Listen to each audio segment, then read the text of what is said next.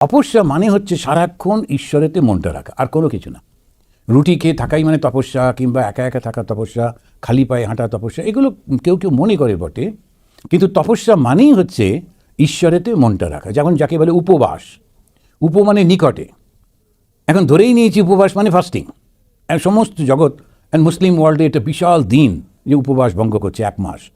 কিন্তু উপবাস মানে কি? উপবাস মানে হচ্ছে নিকটে বাস করা। কার নিকটে বাস করা? ভগবানের নিকটে বাস করা। এবার তুমি খেয়েই করো আর না খেয়েই করো, তাতে কোনো অসুবিধা হয় না। তো হচ্ছে উপবাস। তো মজার মজার গল্প। তো একজন ভদ্রমহিলা, উনি শুনেছেন উপবাস করতে হয়, তাতে ভালো হয়। আর স্বামী কিছুতেই উপবাস করতে পারে না, তো ও জোর করে, রান্না করবো না, এই করবো, নানান রকম চলতে থাকে। তা একদিনে উপবাস করাবে বলে রান্না করছে না, হঠাৎ করে পাশের বাড়ি থেকে একটা কান্নার আওয়াজ আসছে।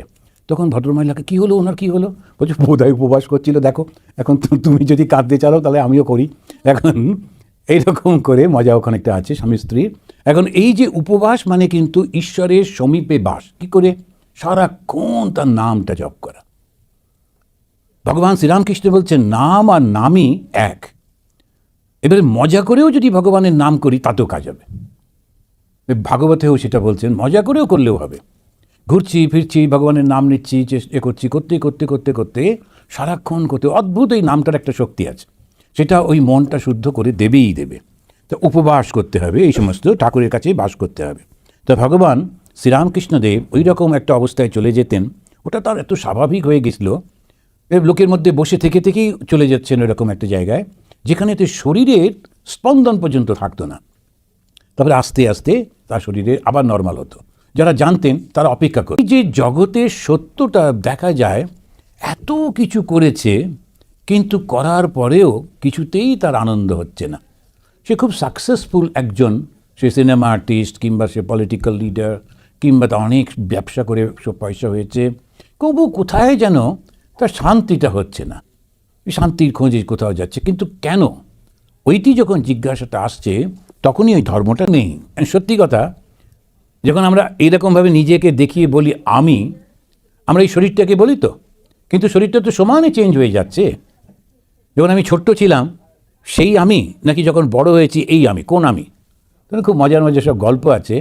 তো একটা লোক, সে গেছে, গিয়ে দেখছে যে ছোট ছোট যারা ডাক্তারি পড়ে ওদের ওগুলো লাগে, তো সেই জন্যে যে স্কাল বিক্রি করে লোকেরা, কেননা ডাক্তারদের ওগুলো পড়তে হয়, তো সেই জন্যে মেডিকেলে তো লাগে, তাহলে দোকানে ওগুলো সব পাওয়া যায়।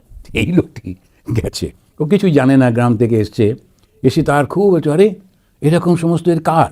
তখন ওরা ওকে দেখে মজা করে ওদের যারা পুজো করে তার নাম বলেছে, এটা ওনার মাথার খুলি। হলো, বলো কি? আরে আমাদের গুরুদেবের খুলি, আচ্ছা নিয়ে যাব। তখন ও ততটা জানে না, একদম সাধারণ মানুষ, ও খুব খুশি, ওটা নিয়ে যাব। তখন বলছে, আচ্ছা বেশ, তো কীরকম দাম? ছোটোগুলো কম, বড়োটা একটু বেশি, পূর্ণবয়স্ক মানুষের মাথাটা একটু বেশি। তো বলে, অতটা নিতে পারবো না। তাহলে ঠিক আছে, মাঝামাঝি এটা নিয়ে যাই। বলে এটা নিয়ে গেছে, বাড়িতে নিয়ে গিয়ে গ্রামের সবাইকে ডেকেছে, গ্রামের লোকও সেজে গুজে স্নান টান করে এসছে, ওই সব 25টা হবে গুরুর মাথার খুলি। তারপরে একজন লোকের একটু সন্দেহ হয়েছে, বলছে এত এত ছোটো খুলি কী করে হবে? আমাদের গুরুদেব এত বড় সড়ো চেহারা ছিল, ওর মাথার খুলিটা এইটুকু। বলছে তাই তো না, আমাকে ঠকিয়েছে। আবার এসছে, তখন এসে দোকানদারকে বলছে, এই এত ছোটো কী করে খুলি হবে আমাদের গুরুদেব? বলছে না, ওই বাচ্চা বয়সের খুলি। তোমার বড় বয়সের খুলি যদি চাও তাহলে তো আছে তো, কিন্তু দাম বেশি পড়বে। এখন অজ্ঞান যদি হয় তখন মানুষরা এরকমভাবে ঠকাবেই। আর সেই কারণেতে এইখানে উনি বলছেন যে অজ্ঞান মানে কি? যার মধ্যে এই জাগতিক জ্ঞানটা এতটা বেশি নেই, বুঝতে পারে না। আর এখানে যে অজ্ঞানটা বলা হচ্ছে সেটা হচ্ছে স্বার্থটা, আমি আর আমার, এই পুরো জগতে সব কিছু আমি আর আমার। এবারে যদি আমার যে বলছি সেটা যখন বিচার করতে যাই, বিচার মানে কি ঠিক করে বুঝতে যাই, তখন বুঝতে পারবো আমি যে শরীরটার দিকে আঙুল দেখাচ্ছি সেই শরীরটা তো সারাক্ষণ চেঞ্জ হয়ে যাচ্ছে। তাহলে আমি বলতে কোন আমিটা? ওই ছোটো আমিটা, মাঝারি আমিটা, বড় আমিটা, কোনটা? কোন শরীরটা? বুদ্ধিটা চেঞ্জ হচ্ছে, ছোট্টবেলায় সে বুদ্ধিগুলো, তারপরে কোন বুদ্ধিটা আমি, কোন শরীরটা আমি? সত্যি কথা যদি আমরা চিন্তা করে দেখি যে আমি নিয়ে যে ঝগড়া করি সেটা কিরম বোকার মতো। এটাই বলতে উনি বলছেন, আসলে কিন্তু আত্মাটাই আমি। আলটিমেটলি ওই আত্মাটাই আসবে, সেইটাতেই আমি তখন বুঝতে পারবো যে আত্মাই হচ্ছে আমি, এই শরীর বা এই মনটা নই। তখন দেখবে তুমি কিছু নাও, তোমার কোনো উপাধি নাই। উপাধি মানে কাকে বলে? এগুলো সমস্ত এক একটা টার্মিনোলজি। উপাধি মানে হচ্ছে আমি পুরুষ, আমি নারী, আমি ধনী, আমি দরিদ্র, আমি শিক্ষিত, আমি অশিক্ষিত, এই সমস্ত এক একটা উপাধি। আমি এই ধর্মের লোক, আমি ওই ধর্মের লোক, আমি এই ভাষার লোক, ওই ভাষার লোক, সমস্ত আমরাই চাপিয়ে একটা উপাধি ঠিক করেছি। সেই উপাধি, তখন আবার আমি কিছু করি নাই, আমার দোষ নাই, গুণ নাই, পাপ নাই, পুণ্য নাই, এই উপাধিটা যখন চলে যায় তখন দেখা যায় আমি সত্যিকারে কোনো কিছু কিন্তু করিনি। আমাদের এই জগৎটাকে যদি বিচার করে দেখা যায় খুব মজার। এখন কোহিনূর হীরাটা ভীষণ দামি। এখন কোহিনূর হীরাটা আমাদের দেশে ছিল, কেউ বলছে যে এটাতে আমাদের অন্ধ্রপ্রদেশে পাওয়া গেছিলো, তারপরে এ করে যাই হোক ব্রিটিশরা যা ভালো ভালো জিনিস সব নিয়ে গেছে এখন ওদের ওখানে। এবারে পাকিস্তান বলছে যে না ওটাও আমাদেরই। এবার বলে আমরা খুবই একটা ঝগড়া করছি তো কোহিনূর হীরা নিয়ে। এত দাম যেটাকে দিচ্ছি, ধরুন সেটা আজকে এখানে পড়ে রয়েছে এবং আমরা ওটা জানি না যে কোহিনূর হীরা। আমরা তখন বলি বেশ ভালো, আচ্ছা পেপার ওয়েট ব্যবহার করা যেতে পারে। আর আজকাল পেপারই নেই আবার পেপার ওয়েট, সুতরাং কোথায় কী করবো, যাকে জায়গায় কোনাটা রেখে দে। এখন যদি আমি মূল্য দিই তবে ওটা মূল্যবান, যদি আমি মূল্য না দিই ওর কোনো মূল্যই নেই। সুতরাং আমিটা, এই মানুষটার মূল্যটা সব থেকে বেশি জগতে। আমি যখন কোনো কিছুর মূল্য দেব তখন তো সেটা আমার মূল্যটা হচ্ছে। তো সবাইকে আমরা বললাম সোনা না দারুণ জিনিস, সোনা হলে এত দাম হবে। এবারে আমরা সবাই মিলে সোনা জোগাড় করলাম। কিছুদিন হঠাৎ করে দেখা গেল মানুষের সমাজে সোনাটার পছন্দ হচ্ছে না, কেমন বিচ্ছিরি হলদে দেখতে, রূপোটা ভালো, সাদা দেখতে, বা সোনার দাম পড়ে গিয়ে রূপোর দাম উঠবে। সমস্তটা আমরাই ঠিক করছি তো, ওই জিনিসটার কোনো মূল্য নেই। এই জগতে যা কিছু মূল্যবান মনে করছি আমি ঠিক করেছি, আমরা ঠিক করেছি। যেই পরিবর্তন করব তখন পরিবর্তিত। এইটা যখনই ভাববো তখন দেখব এই জগতের কোনো কিছুই কিন্তু কিছু না যদি আমি না থাকি। আবার আমিটাকে যখন খুঁজতে গেলাম, তো আমি কি এই শরীরটা? না আমি এই শরীর নয়। আমি কি এই মনটা? না আমি মনটা নই। তাহলে আমি কি? কনসিয়াসনেসটা, চৈতন্যটা, আমার মধ্যে যে প্রাণটা রয়েছে, যে প্রাণটার জন্যে আমি জীবিত, আর জীবিত থাকার জন্যে আমার সমস্ত কিছু, আমি চলতে পারি, কথা বলতে পারি, ভাবতে পারি, ওইটাই আসল।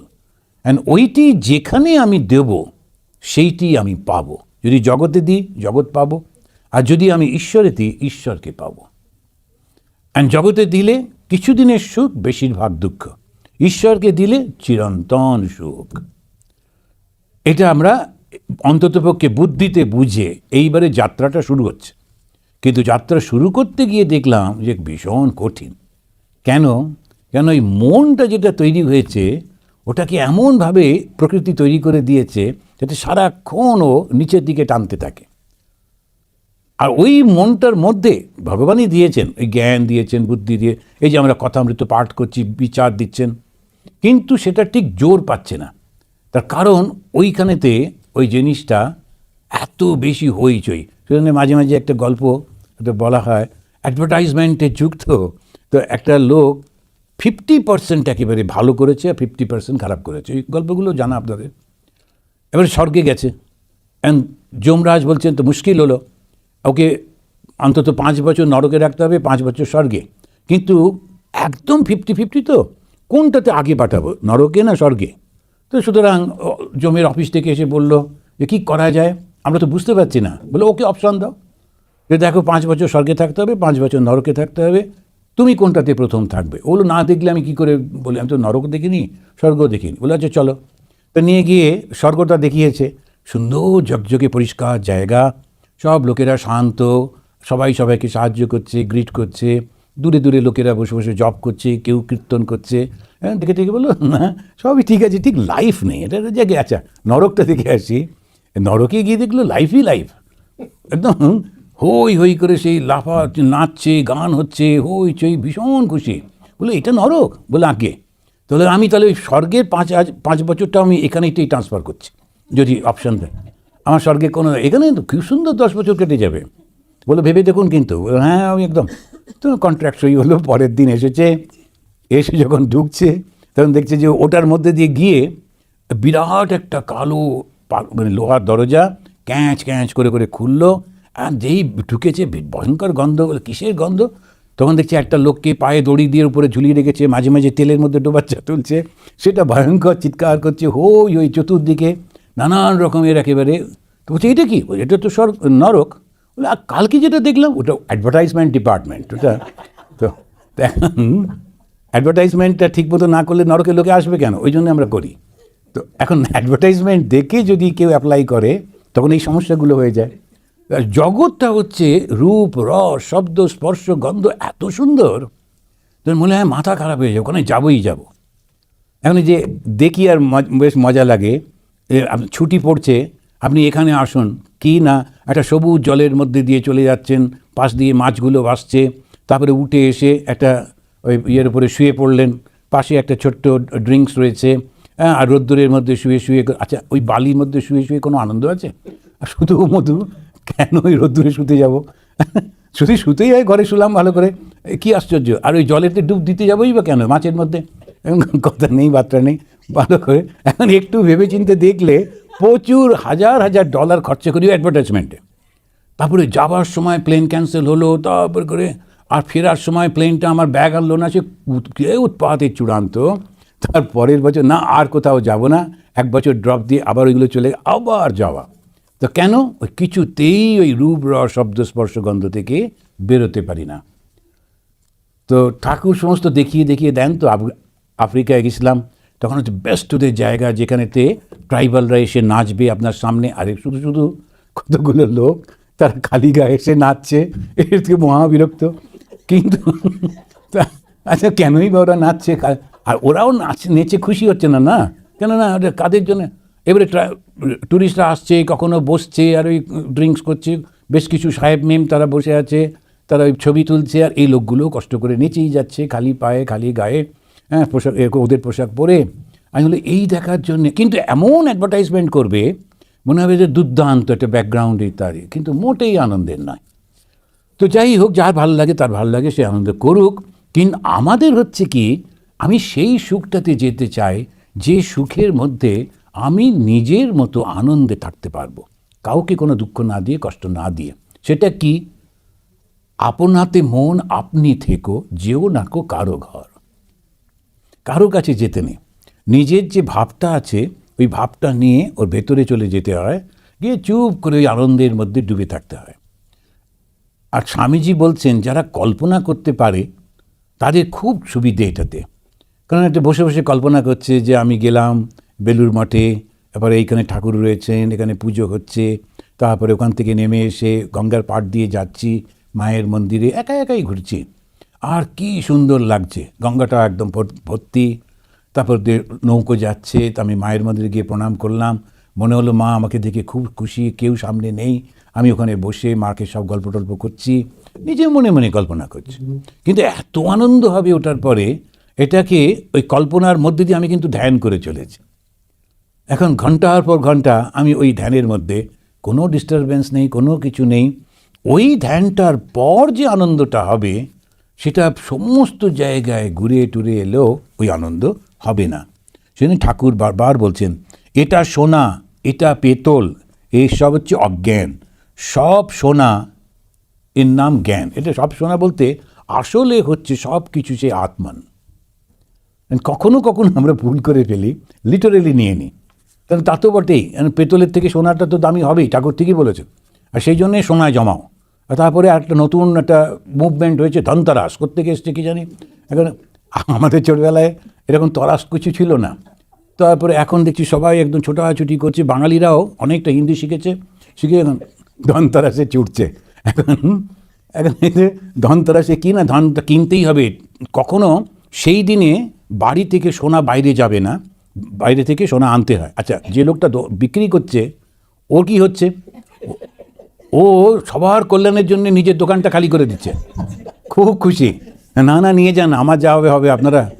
এখন এই যে সমস্ত সোনা, কিন্তু ঠাকুর তা বলছেন না, এখানে বলছেন সোনা মানে হচ্ছে সমস্তই চৈতন্যময়। এই চৈতন্যটা রয়েছে, ভগবান সর্বব্যাপী, তিনি সর্বত্র রয়েছেন।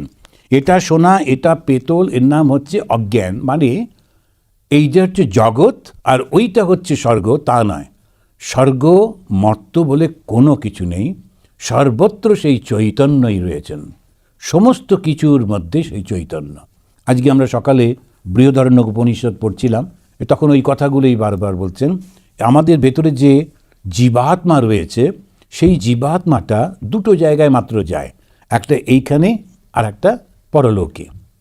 এই লোক আর পরলোক, ইহ মানে এই লোক, আর পরলোক পরের লোকটা। এখন সেখানেতেই আমরা যাই, তার কারণ কি? কারণ না আমরা ওটাকেই সত্যি বলে মনে করি বটে। যেই মুহূর্তে এই দুটোই আমি বুঝে ফেলবো যে না, তখন কিন্তু না ইহলোক না পরলোক, সমস্তই চৈতন্যময়, আর তখন জন্ম। গুরু না পেলে মুশকিল। কিভাবে গুরু পাওয়া যাবে, কেমন করে বুঝবো?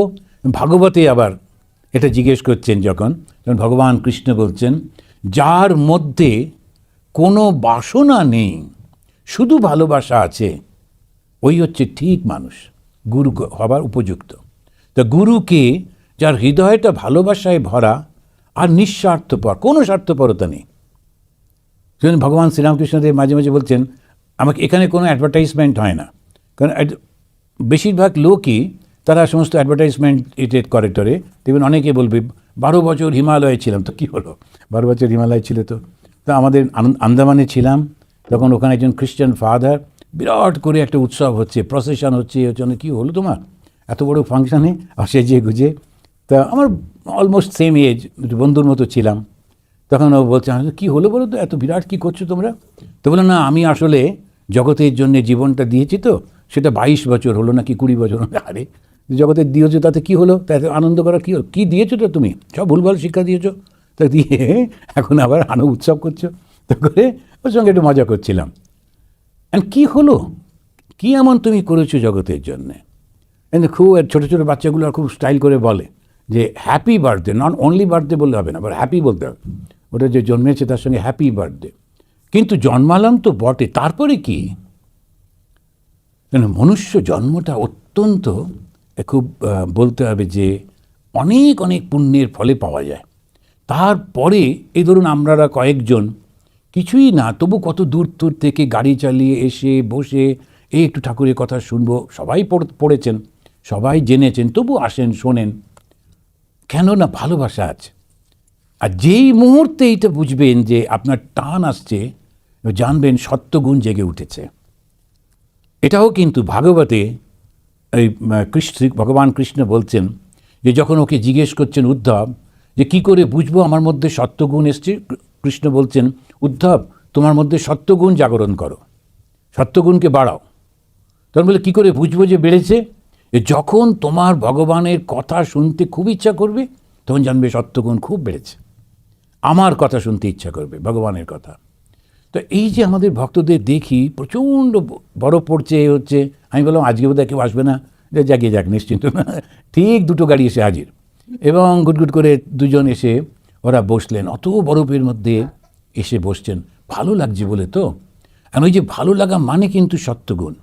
আর এই যে সত্যগুণী যারা, তাদের কাছে থাকাটাও কিন্তু ভালো, কারণ ওরা যে কথা বলছেন, ব্যবহার করছেন, তার থেকেও কিন্তু অন্য মানুষের কল্যাণ হয়, ভালো হয়।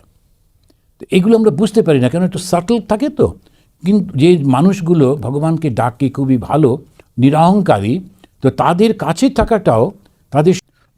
এখন দেহ এর যে সূচিতা কী করে হয়, সেটা হচ্ছে একটু ভালো স্নান টান করে পরিষ্কার কাপড় জামা পরলে তখন এই দেহর শুদ্ধতা হয়। আমরা যে খাবারটা খাই সেটা যেন আমাদের শরীর মনকে উচাটন করে না দেয়। কারণ আমাকে দেখবেন অনেকে যখন দূরে যাত্রা করে তারা খুব কম খায়, কেন?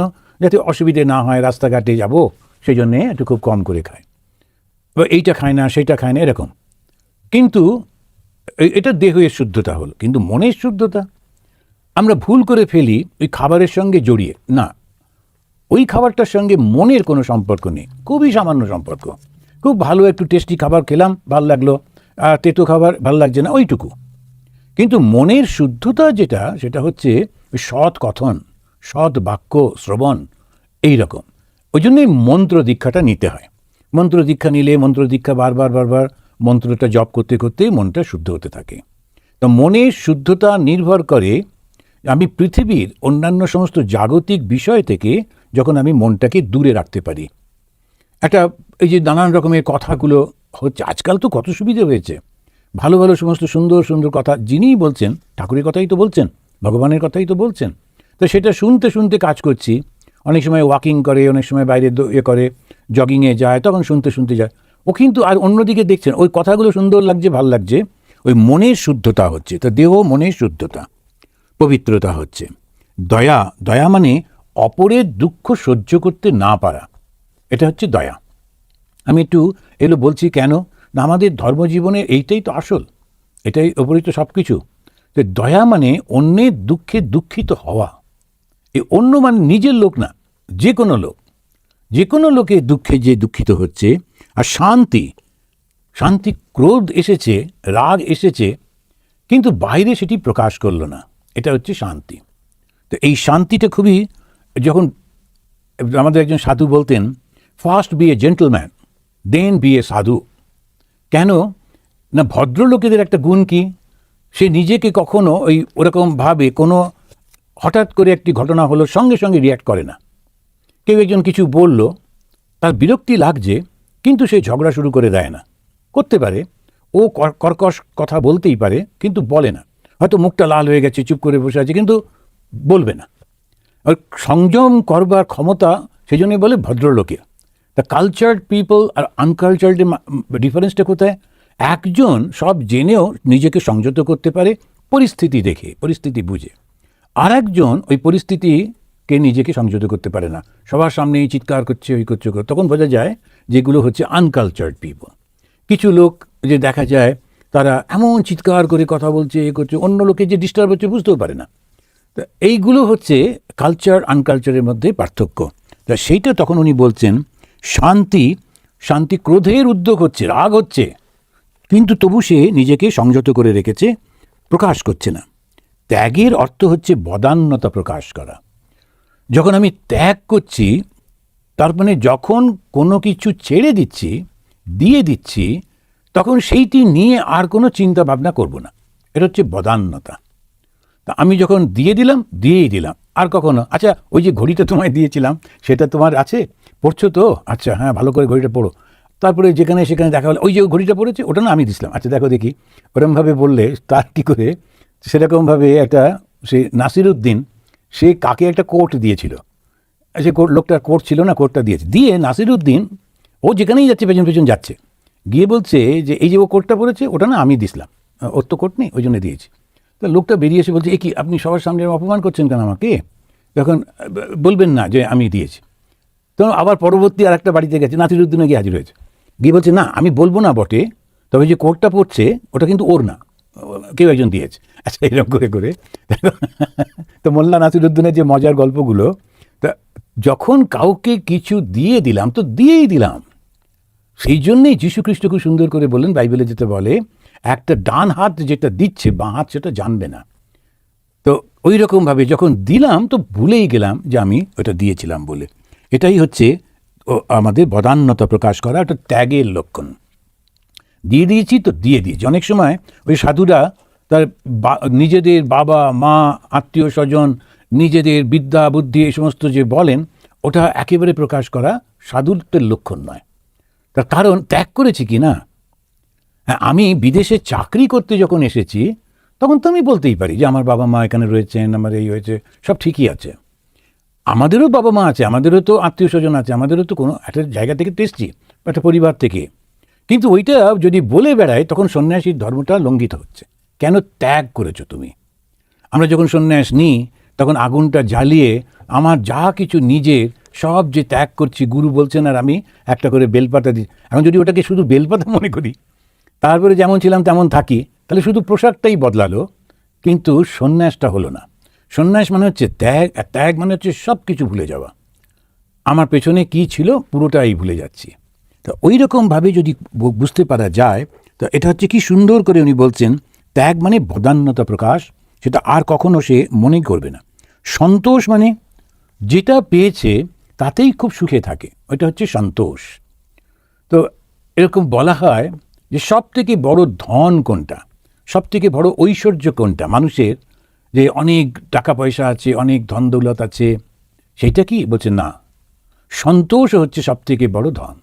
যে মধ্যে কন্টেন্টমেন্ট এসে গেল, আমি এটাতে খুব খুশি, আমি এটাতেই খুব ভালো আছি, এই যে সন্তোষটা যেই আসছে, প্রকাশ হচ্ছে, তখনই সে খুব আনন্দে থাকে। তাই এই সন্তোষ আমাদের যখন ভগবান লাভ করব, তখন এই গুণগুলো আমাদের মধ্যে যেন আসে।